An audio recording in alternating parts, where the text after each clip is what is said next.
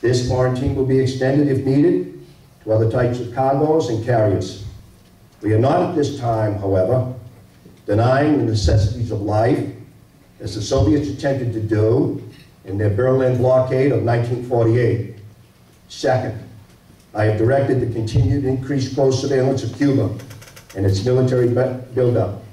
The foreign ministers of the OAS, in their communique of October 6, rejected secrecies in such matters in this hemisphere. Should these offensive military preparations continue, thus increasing the threat to the hemisphere, further action will be justified. I have directed the armed forces to prepare for any eventualities, and I trust that in the interest of both the Cuban people and the Soviet technicians at the sites, the hazards to all concerned continuing this threat will be recognized.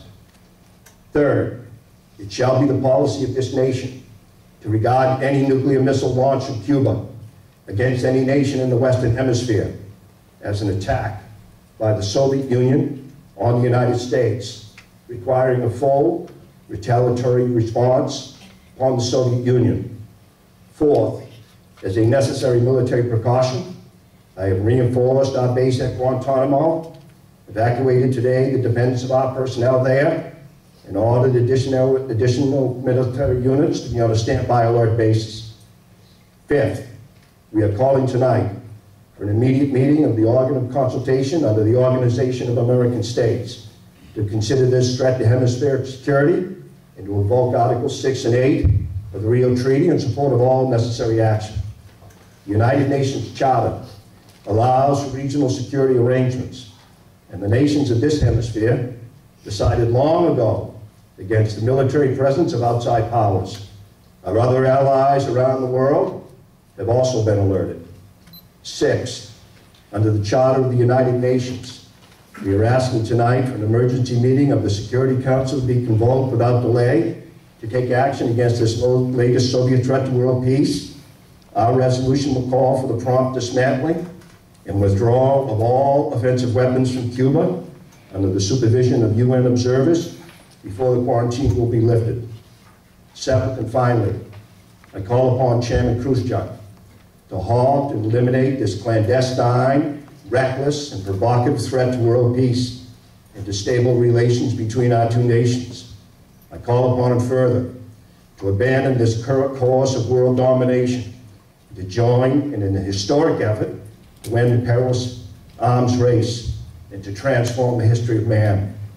He has an opportunity now to move the world back from the abyss of destruction by returning to his government's own words.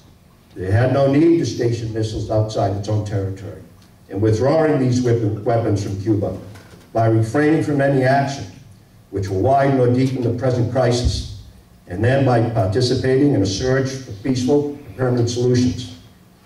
This nation is prepared to present its case against the Soviet threat to peace and our own proposals for a peaceful world at any time and in any forum, in the OAS, in the United Nations, or in any other meeting which would be useful without limiting our freedom of action. We have in the past made strenuous efforts to limit the spread of nuclear weapons. We have proposed the elimination of all arms and military bases in a fair and effective disarmament treaty. We are prepared to discuss new proposals for the removal of tensions on both sides, including the possibility of a genuinely independent Cuba, free to determine its own destiny. We have no wish to war with the Soviet Union, for we are a peaceful people and desire to live in peace with all other peoples. But it is difficult to settle or even discuss these matters in an atmosphere of intimidation. That is why this latest Soviet threat, or any other threat, which is made either independently or in response to our actions this week, must and will be met with determination. Any hostile move anywhere in the world against the safety and freedom of peoples to whom we are committed, including in particular the brave people of West Berlin, will be met by whatever action is necessary. Finally, I want to say a few words to the captive people of Cuba, to whom this speech is being broadcast by special radio facilities. I speak to you as a friend, as one who knows of your deep attachment to your fatherland, as one who shares your aspirations for liberty and justice for all. And I have watched, and the American people have watched, with deep sorrow, as your nationalistic revolution was betrayed, as your fatherland fell under foreign domination. Now your leaders are no longer Cuban leaders, inspired by Cuban ideals. They are puppets and agents of an international conspiracy which has turned Cuba against your friends and neighbors in the Americas and turned it into the first Latin American country to become a target for nuclear war. The first Latin American country to have these weapons on its soil.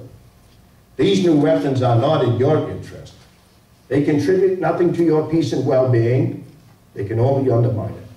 But this nation has no wish to cause you to suffer or impose any system upon you. We know that your lives and land are being used as pawns by those who deny your freedom. Many times in the past, the Cuban people have risen to throw out tyrants and destroy their liberty. And I have no doubt that most Cubans today look forward to that time when they will be truly free. Free from foreign domination, free to choose their own leaders, free to own their own land, free to select their own system, free to speak and write and worship. And then shall Cuba be welcomed back into the society of free nations and the associations of this hemisphere. My fellow citizens, let no one doubt that this is a difficult and dangerous effort upon which we have set out. No one can foresee precisely what course it will take or what costs and casualties will be incurred. Many months of sacrifice and self-discipline lie ahead. Months in which both our patience and our will be tested. Months in which many denunciations and threats keep us aware of our dangers. But the greatest danger of all would be to do nothing.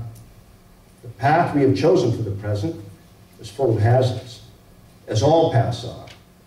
But it is the one most consistent with our character and courage as a people and our commitments around the world. The cost of freedom is always high, but Americans have always paid it. And the one path we shall never choose, that is the path of surrender or submission. Our goal is not the victory of might, but the vindication of right. Not peace at the expense of freedom, but both peace and freedom. Here in this hemisphere, and we hope around the world, God willing, that goal will be achieved. Thank you, and good night.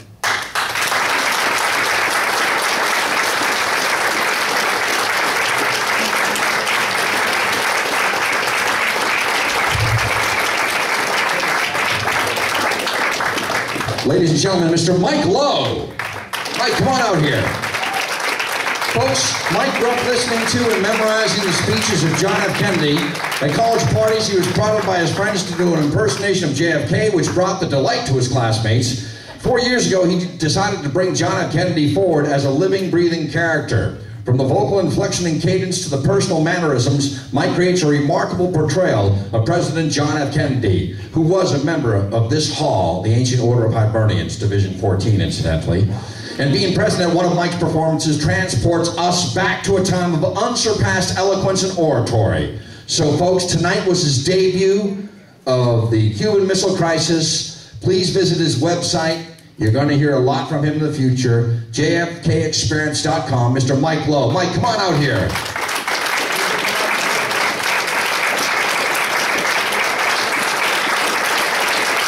Wow. Not bad for a record performance, huh?